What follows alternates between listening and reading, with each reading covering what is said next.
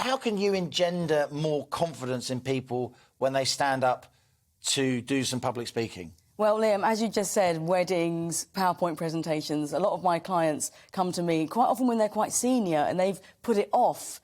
So they kind of like put it off thinking, well, it's OK, I won't do any public speaking, but then they become more senior. Suddenly they're asked to speak, to say a few words. And the trouble is they're not used to it. Now, you're used to doing this every day, so you probably don't suffer from public speaking nerves, do you? Glossophobia, that's the name of the fear of public speaking. Is it? Yes, yeah. I never knew that. In fact, my book... Go on, then. Go on. But I've actually brought you a gift. It's a signed copy of my book. It's actually, thank you very much. It's called Goodbye Glossophobia. Goodbye Glossophobia. I'll have to declare it to the media authorities to Ofcom. There you go. I'm being given a book. Yeah. There's no other payment involved in this interview.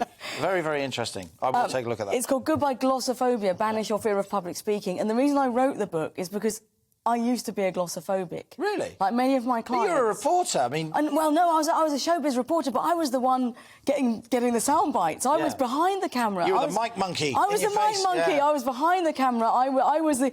You're so brilliant. I love you. Go on, you speak up, nod in my head. I thought you talked to me there for a minute. You are. Well, of course you are. Darling. Now, look, obviously I do lots of public speaking. I stand... And I would just say to anyone watching and listening this, I'm a professional communicator, and pretty much every time I stand up to give a speech, you get a tingle, don't you? You're nervous, your mouth goes dry, but you have to work with the fear, don't you? Yes. I would also say it's much, and maybe you'd agree, it's much harder to give a speech to a room full of people than it is to speak on television, right? You know what? I think the same kind of nerves kick in, and because of Zoom and, you know, we've had the whole pandemic where everyone's been at home and doing these huge town halls with hundreds and thousands of people tuning in. I think you get a similar sensation when... And there's pyjama bottoms on. Exactly! Oh, look, you're wearing yours now. I'm not really... I'm wearing my pyjama bottoms. These are actually real trousers. But people tell me, you know, sometimes I count them in. OK, we're going to go live now. We're going to go live for the town hall event or whatever. 3, 2, 1, action. They go... Oh, I got the feeling, but as you said, the jitters. So what happens, and I've done quite a lot of research on this because I was a glossophobic. I mean, I was terrified. I was petrified. I used to forget everything. My brain would just go, it's gone. Even my name, gone.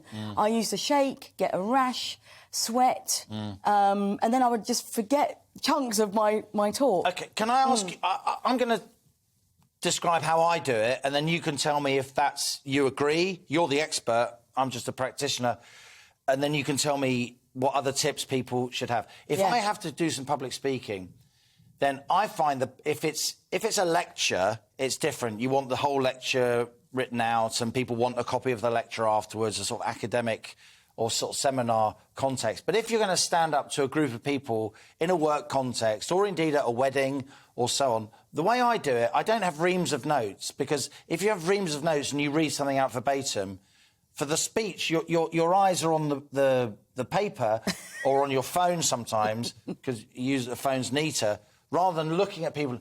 So what I do, I get a business card, right?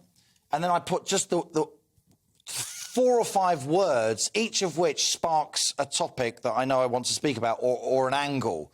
So I just have a business card with 4 or 5 words, and each of those words then sparks something. So you don't panic as much, because you know if your mind goes blank, the word will spark the thing. And then if you get to the end of one topic, you look down, you just glance, and there's another word, and then that sparks. That's how I do it. Is that normal? That's a really good idea. I mean, it just makes me laugh. A business... That's tiny! Yeah, because then you can... You must have the most amazing eyesight. I mean, that's No. You just... The back of the business card, where it's blank, and you just write 4 or 5 words in capitals, and you just keep it in your hand. That's what I like about that is a bit like a magician, isn't it? Like, you can kind of hide it in your palm. Yeah. What I like about that is also it doesn't quiver. So that's right. One of the worst wedding speeches... And people relax because you're not reading something out. Yeah. That's a really good way of doing it. I mean, look, there's loads of tips. I mean, there's a tip for everyone. OK, so, for example, there's introverts and extroverts, and they would approach a speech in a different way. There are people that love scripts. There are people that hate scripts. If you do need a script, I have a very, very good tip.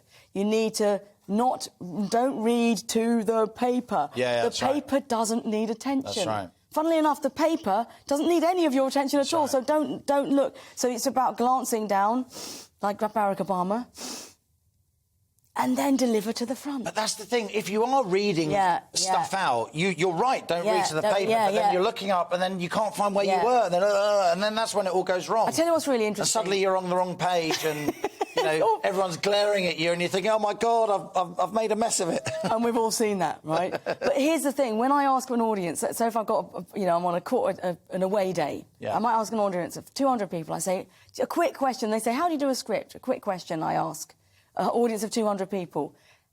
Who likes their presenter to read a script? Hands up. Yeah. Guess how many people put their hands up? Go on. No one. Of course. Yeah. I say, who likes to have a script? Guess how many people put their hand up? All of them. Nearly all. Yeah. That's what I often advise. Write something, throw it away, put the main points on a business card. Yeah. I'll tell you what we got to go, but I'll tell you what I really like about your approach. It doesn't have to be perfect. It just has to be OK. Exactly. If we all woke up every day, even when it comes to public speaking or getting out there in meetings, just say to yourself this: I only have to be 80% perfect today. I don't have to be 100% perfect. Well put. Esther Stanhope, great to have you in the studio. Welcome to the GB News YouTube channel. You can watch us live 24 hours a day, catch up on your favourite shows and join in the conversation in the comments below. Don't forget to subscribe and you'll never miss any of our exclusive content.